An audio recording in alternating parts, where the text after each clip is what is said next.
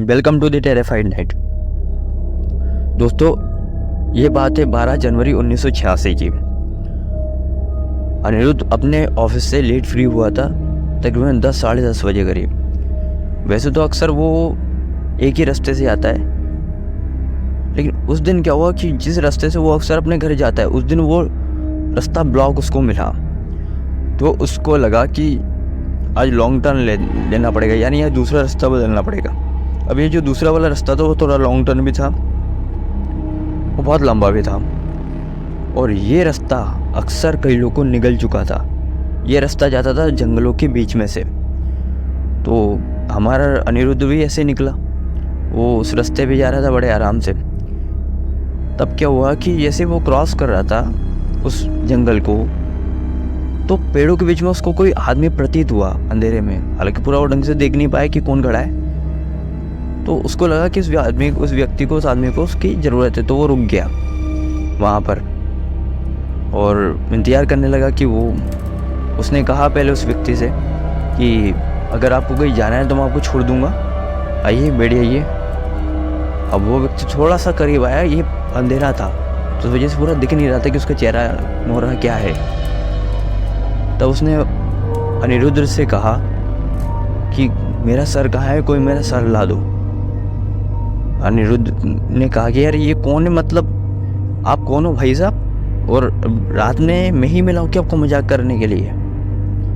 बाद में उसने ये लाइन दोबारा रिपीट करी, मेरा सर कहाँ है, कोई मेरा सर ला दो। इस बार अनिरुद्ध ने क्या करा कि अपने बैग से टॉर्च निकाली और वो टॉर्च उसकी तरफ एम करी, और टॉर्च की रोशनी में उसने देखा वाकई उसका सर नहीं था। यह देख के अनिरुद्ध पूरी तरह डर गया, और जैसे कि उसकी बॉडी का खून किसी ने सुखा दिया हो। उसने अपनी बाइक को वहीं पटका और भागता हुआ अपने घर की तरफ गया। जैसे जैसे करके उसने दरवाज़ा खोला, एंट्री ली अपने घर में। बहुत मिनटों तक तो उसको, या घंटों तक उसको तो बिलीव ही नहीं आया कि उसने देख क्या लिया। जिस भूत प्रेत को कभी मानता नहीं था, उसने आज उसके साक्षात दर्शन कर लिए। तो बड़ी मुश्किलों से थोड़ा उसने अपने आप को रिलैक्स किया और वो सो गया। अब जब सेकंड डे, जब उसने उठा, अपने आप को तैयार किया, नहाया, तो उसने देखा कि यार उसकी बाइक है ही नहीं। तो फिर उसको रात की बात उसको पूरी याद आई। जब उसको रात की बात याद आई तो उसको याद आया कि वो अपनी बाइक को जंगल में ही भूल आया था। वो भाग कर गया जंगल की तरफ।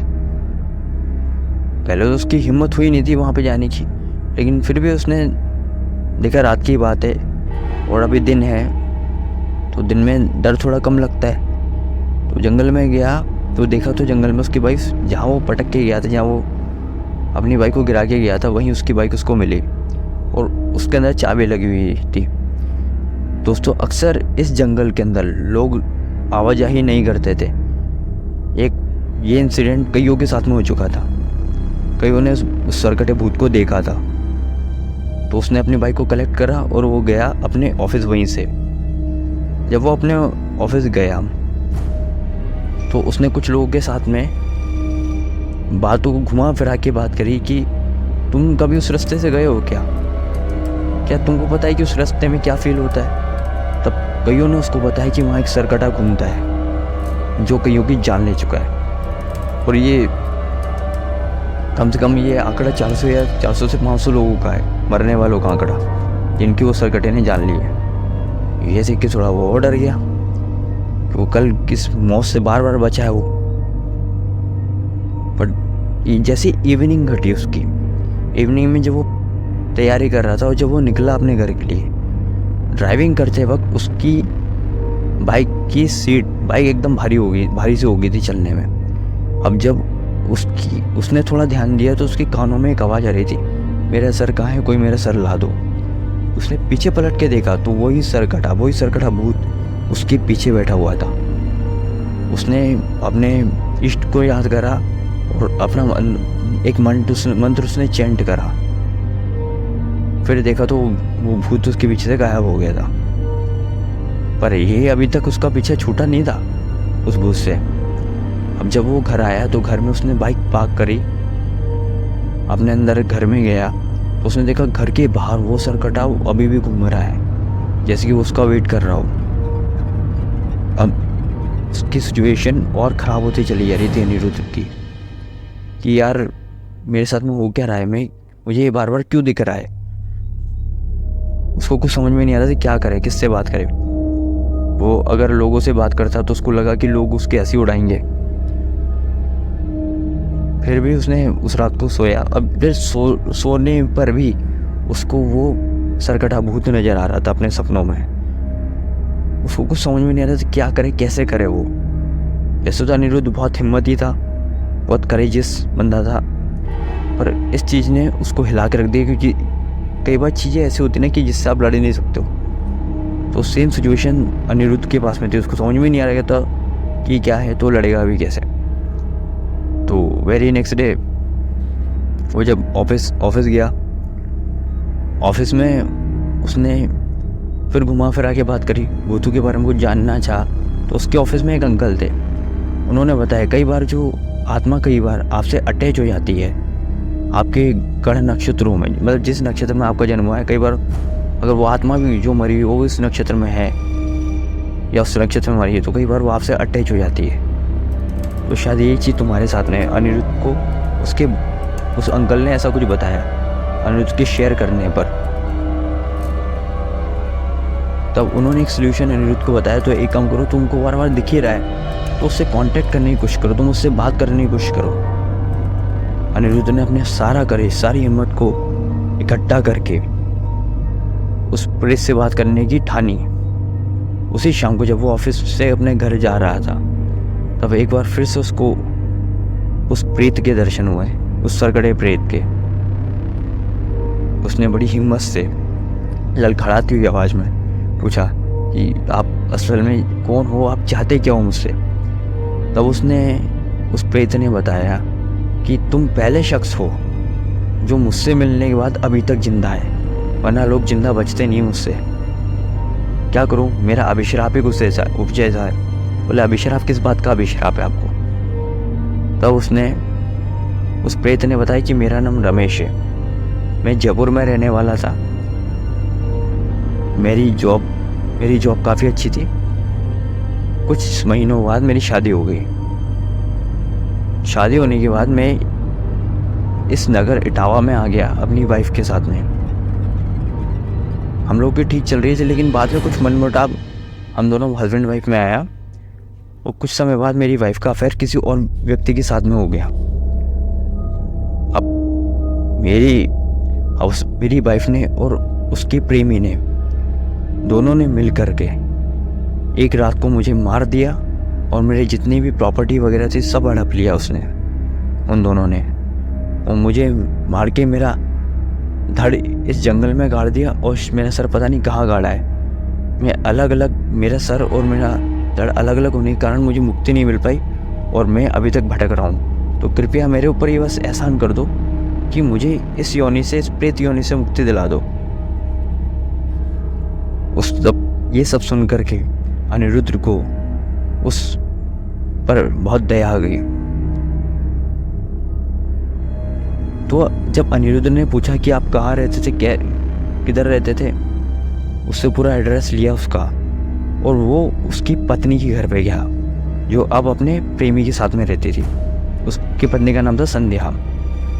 जब वो संध्या से मिला, उसने पहले गया, वो जाकर के उसने दरवाज़ा खटखटाया और जैसे संध्या आई तो संध्या से वो मिला तो उसने बोला कि मैं रमेश का फ्रेंड हूँ।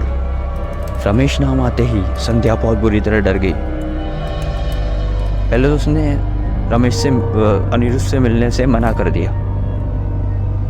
बाद में उसका हस्बैंड आया विशेष, जो रमेश के अनुसार संध्या का बॉयफ्रेंड था, जिसके साथ मिलके संध्या ने उसे मारा था। तो जब विशेष से बात हुई तो उसने थोड़ा घुमा फिरा के बात करी अनिरुद्ध ने उसके साथ में, और आस पड़ोस के लोगों से भी बात करी उसके साथ साथ में। तो उसको कुछ अलग ही रियलिटी पता लगी। विशेष ने उसको बताया तो वो कुछ और बात बताई जो रमेश की बताई या सरकटे भूत की बताई कहानी से एकदम अलग थी। अब उसको अनिरुद्ध को ये समझ में नहीं आ रहा था कि वो विश्वास करे किस पे, उस सरकटे भूत पर या इन दोनों जिंदा इंसानों पर। उसको लगा यार मरा हुआ आदमी शायद सच बोलता है। फिर बहुत उसने इन्वेस्टिगेशन करी। तो एक रात जब वो बैठा हुआ था अपने घर के बाहर, तो वो सरकटा उसको दोबारा मिला। तब उसने पूछा कि आपको क्या मेरा सर मिला है? तो अनिरुद्ध ने कहा नहीं सॉरी,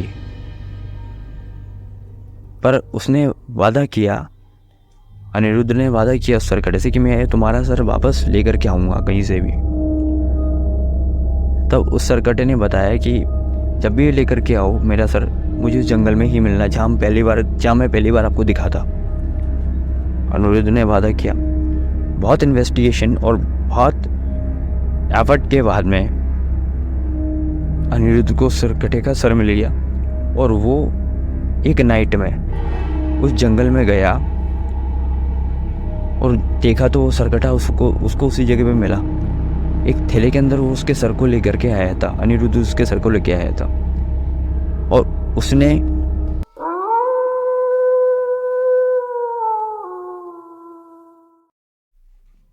अनिरुद्ध ने उसका सर उसको पकड़ा दिया जो उस थैले में रखा हुआ था। वो सर लेते ही उस सरकटे का व्यवहार एकदम बदल गया, उसके तेवर एकदम बदल गए। उसने कहा तुमने मेरा सर मुझे लौटा करके बहुत बड़ी गलती करी है और इसकी सजा तुम्हारे साथ साथ में कई आने वाली पीढ़ियों को भुगतनी पड़ेगी। ये सुनकर अनिरुद्ध थोड़ा डर गया कि उसने क्या कर दिया एकदम। तब उसने कहा कि मैं पहले पेशे से एक ब्लैक मैजिक करने वाला तांत्रिक था, काला जादू करने वाला, और मैंने एक अनुष्ठान किया था जिसमें कई लोगों की बलि ली थी मैंने। पर एक रात को जब मैं सिद्धि प्राप्त करने के लिए संध्या की बलि ले रहा था, तो उस रात को मैं जब उसकी बलि लेने वाला था, उस रात को सडनली उसका पति भी वहाँ आ गया, जिसने मैं जब उसके सर मैं संध्या का जब सर काटने वाला था, तो मैं संध्या के बजाय उसके पति विशेष ने मेरा सर काट दिया। मैं मर तो गया लेकिन फिर भी मर नहीं पाया। मेरे पास में ये वरदान था कि मैं बिना सर के भी जिंदा रह सकता हूँ, बिना सर के भी काफ़ी कुछ उस प्रेत योनि में मैं कर सकता हूँ, और मैंने प्रेत योनि को भी जीत रखा था। पर उन लोगों ने किसी पंडित के कहने पे मेरा सर कहीं और दफना दिया, और बिना मैं अपने सर के वो सिद्धियाँ हासिल नहीं कर सकता हूँ जो मैं अपने शरीर के साथ में हासिल कर सकता था। मैं मृत्यु पे विजय प्राप्त कर सकता था। ये सुन के अनिरुद्ध थोड़ा घबरा गया। फिर उस सरकटे ने थैले में से उस सर को निकाला और अपने एक धड़ पे धारण किया। जैसे ही उसने धारण किया, उस सर को, उसका पूरा धड़ और उसका सर तीनों सब कुछ जलने लग गया। और चलते चलते वो अनिरुद्ध से कहने लगा, तूने मेरे साथ में क्या कर दिया, ये क्या किया तूने मेरे साथ? तब अनिरुद्ध ने कहा कि मुझे तुम्हारी रियलिटी बहुत पहले बता दी थी संध्या और विशेष ने। मैं उनके पास गया, वो लोग मुझे उसी पंडित के पास में लेके गए जिसने तुम्हारे सर को कटवा करके अलग करवाया था। उसने मुझे बताया कि उन्होंने एक अनुष्ठान करके, देवी का अनुष्ठान करके एक सर को तैयार किया जिसे तुम्हारे ऊपर रखा जाएगा, जिससे तुम्हारे धड़ पे रखते ही तुम्हारा पूरा शरीर जल जाएगा और तुम्हारा शरीर जलने के बाद वो पवित्र हो जाएगा, जिससे तुम्हारी योनि की तुम्हारी इस योनि से छुटकारा मिलेगा। क्योंकि हमारा जिस नक्षत्र में तुम पैदा होते उसी नक्षत्र में भी पैदा हुआ था, तो इस कारण ये काम मेरे ही हाथ से होना था। तो ये थी दोस्तों आज की कहानी। अगर ये वीडियो आपको पसंद आया दोस्तों, तो और भी डर से भरी हुई स्टोरीज को सुनने के लिए हमारा चैनल सब्सक्राइब करें और लाइक और शेयर जरूर करें।